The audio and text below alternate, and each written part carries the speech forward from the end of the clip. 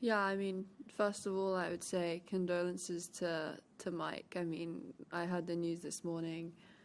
Was pretty taken aback, to be honest, because he was here 2 nights ago and everything was normal. So, yeah, it just shows how precious life is and puts everything into perspective. I know I came off a 3-set loss, but I mean, in comparison to, what just happened, I was taken aback. So, yeah, condolences. I'm sorry, it's a very sad day for everyone and his family. So I really hope, you can stay as strong as you can. Thank you. We'll open it up for questions now. If you could just raise your hand.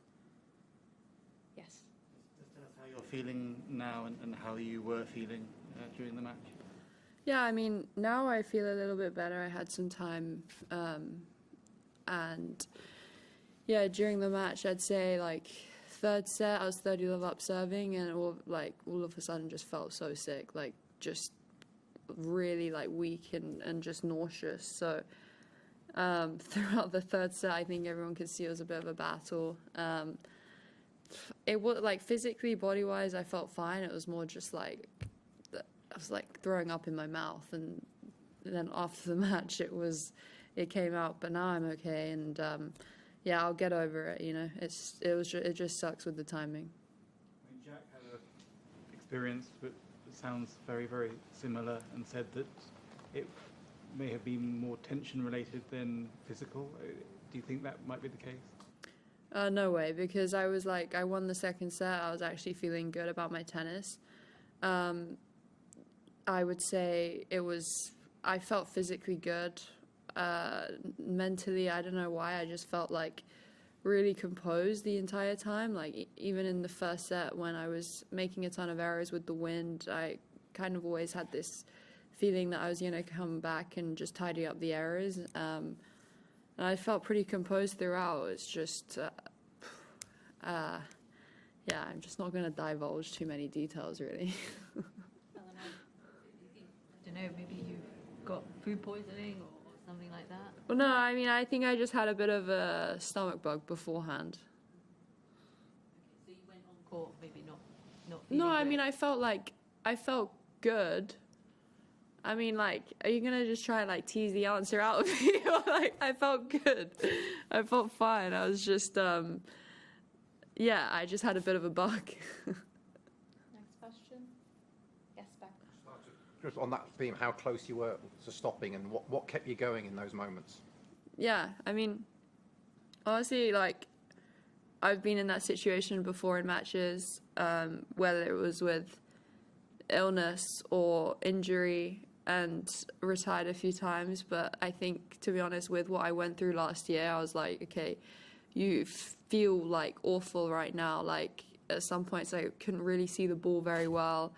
But I think with everything I went through last year, I was like, it's made me so much tougher, and there was like no way I was going to pull out. Like, she was going to have to beat me, and she did. She served it out. So I think that the last year off, and also just with the amount of niggles and everything that I had and the setbacks, it did make me a lot tougher. Question here, and then Matt.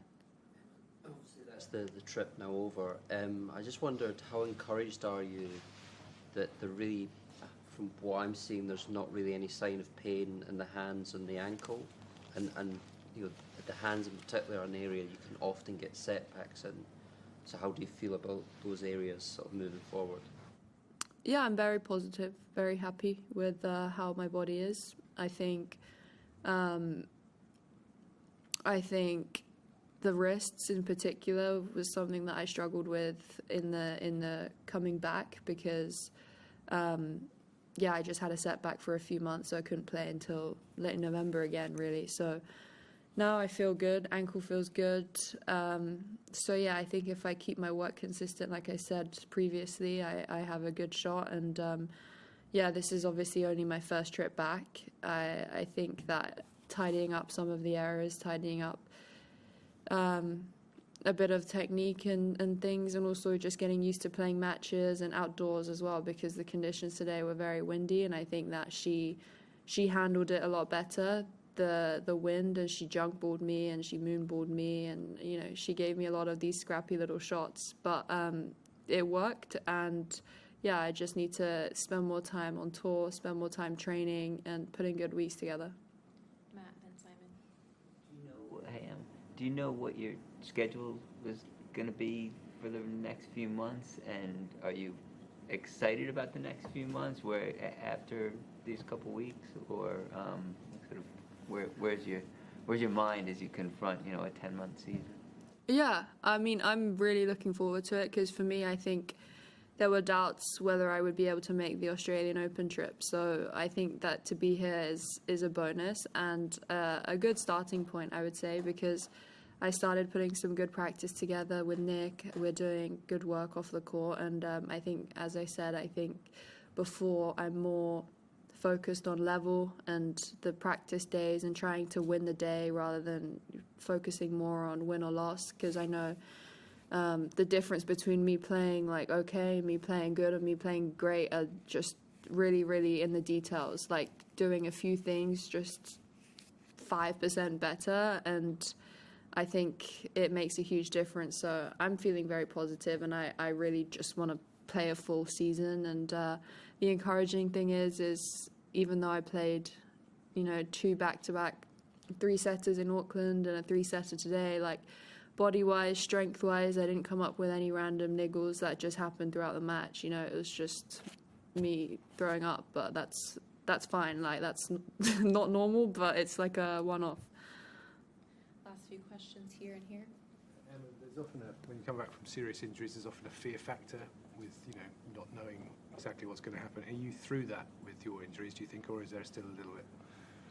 No, I think the way that I'm committing to my movement, committing to my training and tennis, I've completely got no fear with it. I feel more confident than ever in them, and just playing with no pain is, it's something that for a while I didn't know if I'd ever be able to do. So I think that is a bonus, and that I'm very grateful for that. So I think now we just push on with more training, more gym, more work, and more consistency.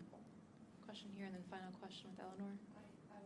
During your recovery, you also had a few trips to China. What's the most memorable things you've done, the best food you had? It would be great if you could answer in Chinese. To English if you'd like.